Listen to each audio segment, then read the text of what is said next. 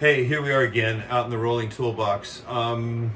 This is about the third time I've cut this video because I keep forgetting things. I'm trying to put it in more of a cogent fashion instead of jumping around.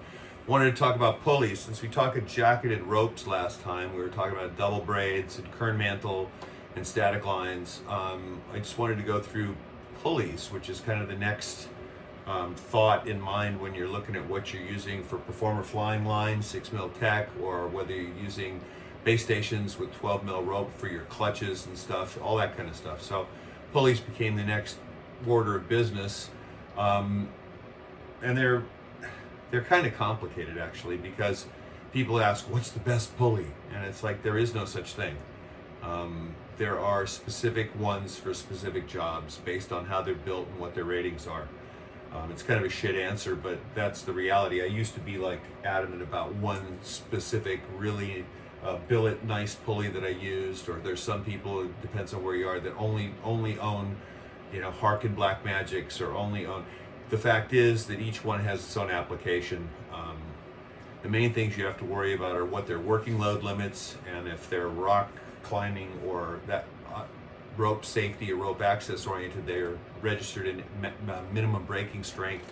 So you have to know how to derate those for a working load based on your safety factor. So if it's a 10,000 pound braking strength and you want a 5-to-1 design factor, then you're going to only use half of that, 5,000 pounds. So if you want to work in tons, if it's a 2-ton pulley, you're going to work at 1.5, or you're going to work, at like a half or less kind of thing for a 4-to-1. So you have to do the math. Basically, you have to go minimum braking strength versus working load limit. Depends on what they're rated in and how they're rated. So that's the first thing you got to look at. Second thing you got to look at is construction. Pulleys are constructed in two different ways. I mean, what's a pulley? It's a wheel with a groove that's on an axle of some sort that moves in a circle, period. It's a roller. I know it sounds really remedial, but you have to think of it like that in your mind, because there's different ways of building these constructions that have different ratings and different ways of working. First, you have the simple bushed pulley. And a bushing is basically a piece of sintered bronze. It can be oil impregnated or not. And it's put in the center and it runs on an axle, period. There is no rolling anything. It is a piece of metal that is very smooth and softer than steel, and it runs on an oil impregnated piece of metal that is very close tolerance. Now, these aren't the highest speed pulleys, but then again, they also are the most durable pulleys for the highest shock loads and the highest loading, where speed, meaning how fast the wheel rotates, is not important. Now, you can think of these as the connecting rods in your car. They are bushed. They call them bearings, but they're a combination of lead and bronze, and you put them on the crankshaft journals and you tighten the connecting rod around it, and they move up to X amount of RPM with oil forced in them, and they work quite well because at the top of every stroke there's an explosion, there's a dynamic force that slams down on that rod, and it would not treat bearings well. There are various types of engines that have bearings in the, call it the bottom end, the crankshaft, and once you get into high performance, the pressures and the forces just pulverize them. It turns them into paste. So use bronze bushings. Sailing pulleys, the big heavy regatta pulleys that don't require, for certain masts and certain sails, don't require a lot of speed of movement, use bushings. They aren't your highest revolving, they aren't your highest speed, but they are the most survivable. A lot of your big heavy tree pulleys and stuff all rely on bushings. Okay. Another construction would be ball bearings, or bearings, let's just put it that way. This is a sealed ball bearing that runs on an axle, and it doesn't feel as smooth or as quick when you spin it this way, but under load it's extremely smooth. That's just because there is grease and it's kept in this bearing sealed, so you're working against basically the friction of the grease on its spinning. Okay, so these are really far smoother. They're far more efficient. They also don't like hard dynamic loads, in generally speaking. Okay, there can be different bearings, but ball bearings are pretty good with heavy loads.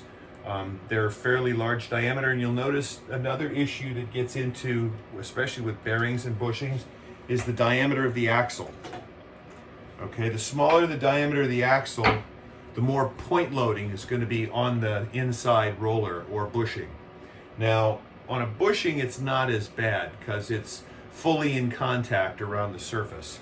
With a ball bearing, because you have round balls around this radius, the smaller the radius, the more it point loads a single bearing.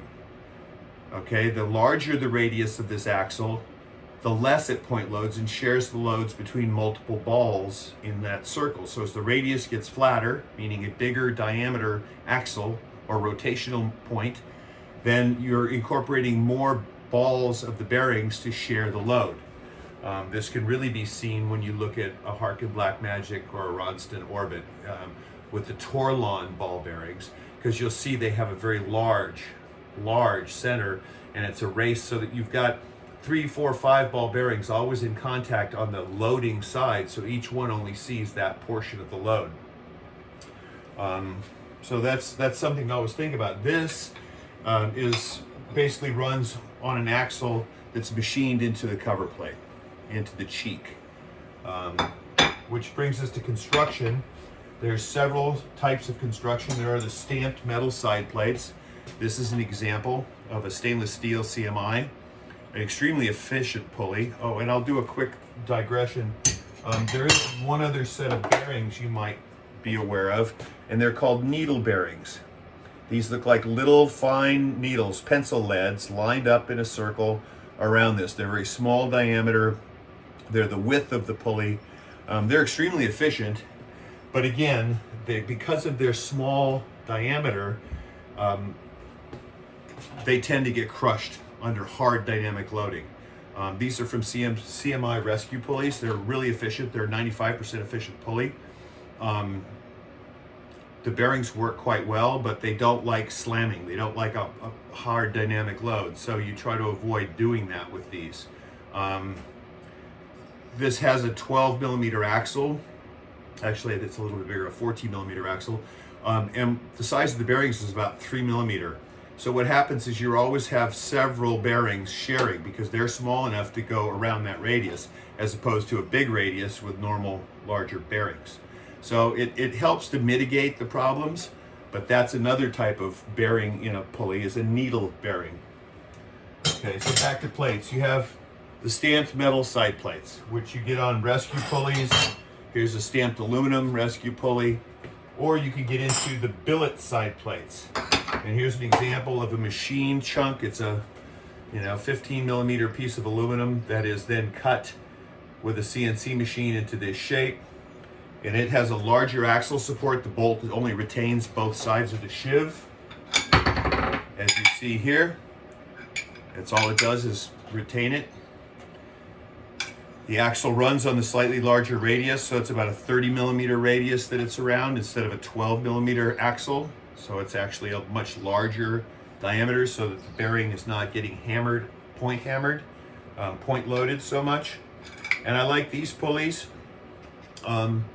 They're billet, there's high speed, double bearinged, as we see on the sheave. The sheaves, this is for 6 mil line. The sheaves are slightly larger to allow for a end-to-end splice within the line. It's about an 8 mil sheave. It supports the line in a round fashion. It doesn't flatten it out. And also, when you look at how these are constructed, the sheave is set and inset. If you'll notice, it's inset, so there's no edge protruding on the rope when it's in. There's no edge. Okay, so it's very rope friendly. These are all considerations for how things run. Another issue to consider is here's a bearing Rock Exotica. It's the narrow version. It's the smaller version, the 2.0, which means it has thinner side plates. It's a machined block, and it has an integral swivel. Here they aren't inset because the side plates are so thin you can't inset, so you always have this edge. It's not sharp, and it is not big enough to get 6mm rope stuck in, but still you have an edge to your pulley. One thing other to consider, this has, as I said, a built-in swivel. These don't. You have to consider the length when you add swivels and connectors when using these. So that's some basic things. Once you get up into the larger machined pulley, like the larger rock, the 2.6s, they are machined in because they have thicker side plates, and there is no edge to have your rope run on. So that's very nice. And they're set for 13mm rope. Now, something you have to look at. Ideally, you want a sheave that's the diameter of your performer line, because it supports the line, it keeps it round. We've already discussed how that helps keep the full strength of the line instead of flattening it out. One issue with that is then becomes the fleet angle, the angle with which the rope enters and exits this pulley. It needs to be less than a certain number of degrees, or you're going to start chewing the corners of the cheeks away. And rope under speed going through these will put big grooves in the cheeks, and it'll also adversely, let's put it politely, adversely affect the strength of your rope. Okay, so you have to be aware of that. It becomes even more of a thing when you're using a pulley that has a larger sheave, like this would have. This will hold up to a 13mm rope, and when you have that with a smaller rope in it, i.e. a 6mm piece of tack, it can roll up the edge, and it can diagonally come in and out of this pulley, so your fleet angle will be greater, and it will also want to move around the belly of this pulley because it's not specific to a 6mm rope. This is set up for a 13mm diameter, so a 6.5mm radius. You have to be very careful with that, because what will happen is if you're not correct on your alignment, you will end up with a bad fleet angle, and you will end up marring and messing with your cheeks. They'll get grooves and marks in them.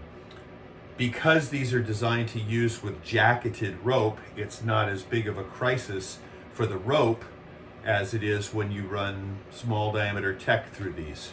Okay, and all of these pulleys with the integrated swivel, that means this, Rocks, Harkins, Petzl has the new one that competes with the Rock, Ronstons. You have to realize all of these swivels are only designed to orient the pulley. These are not designed to continually swivel. They're not a bearing swivel. They're meant under load to orient the pulley in the direction the line enters and exits, so it improves your fleet angles. Something to always remember.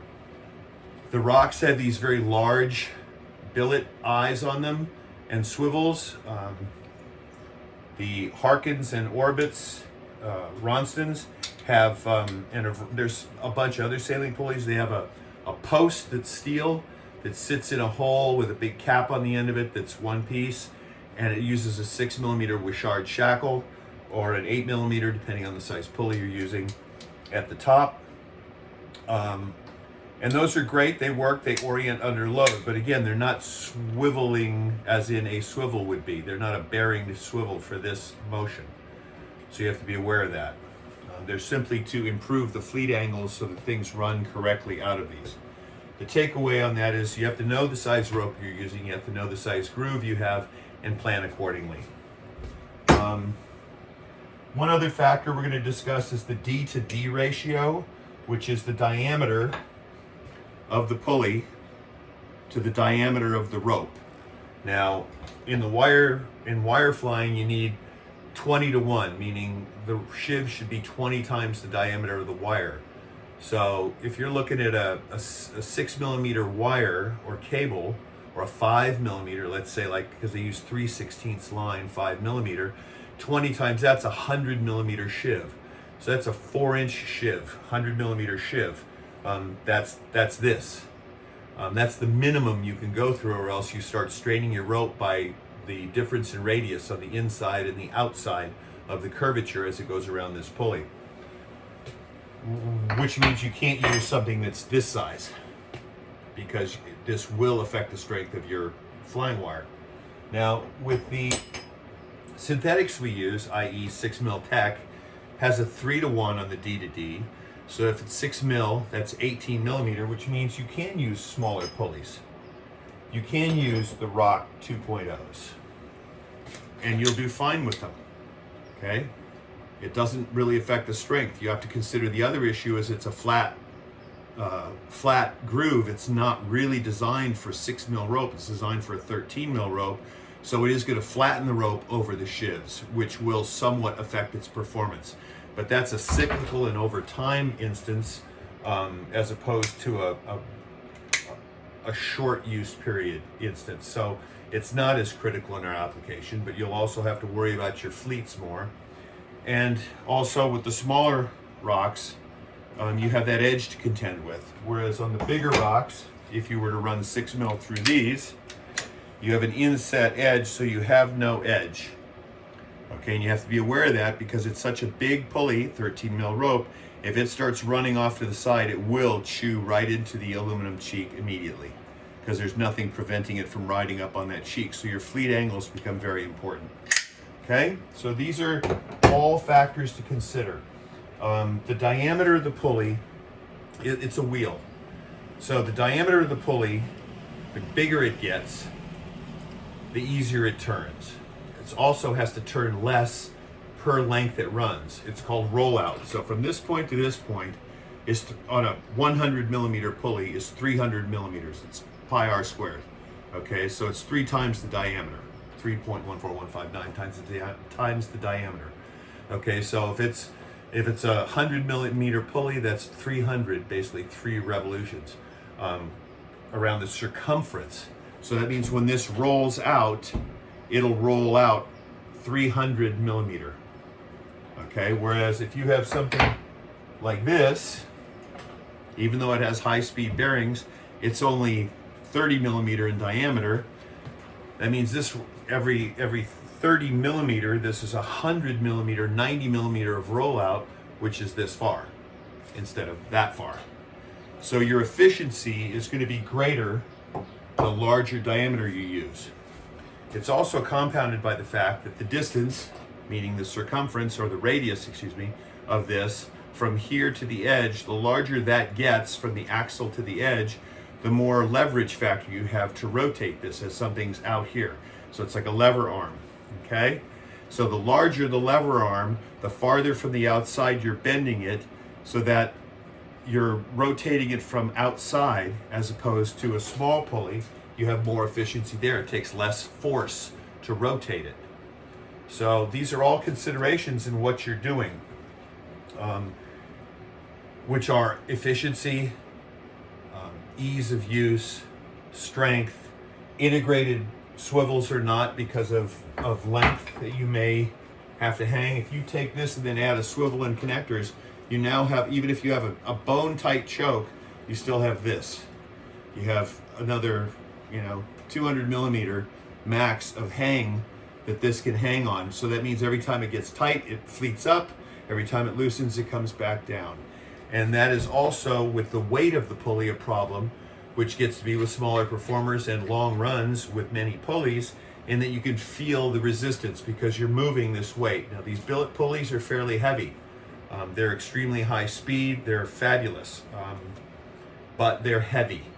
Okay, the same with the large rock. It's a wonderful tool, but they're heavy.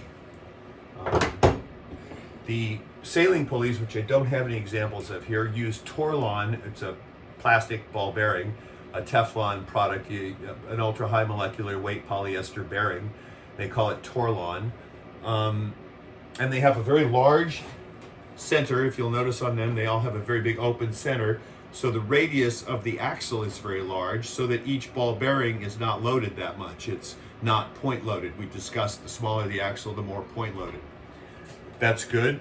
Number two, they roll, so it rolls very easily. So you get a lot of response out of them. And the sailing pulleys, like the Black Magics or the Orbits, also are very light, which has advantages, especially with light performers and with the feel, the subjective feel and reaction to movements in the performer wire. And you can use them obviously with larger diameter ropes. They go up to 14 millimeter ropes. All of your fleet angle issues apply, and they have integral swivels, so they orient to the fleet angles in the correct directions. But if you're running 6 mil tech through them, you have the same problem. It flattens over the roller, and it also can creep to one side or the other if it's not a good fleet, and it's put in a funny position, and you will end up rubbing on the cheeks.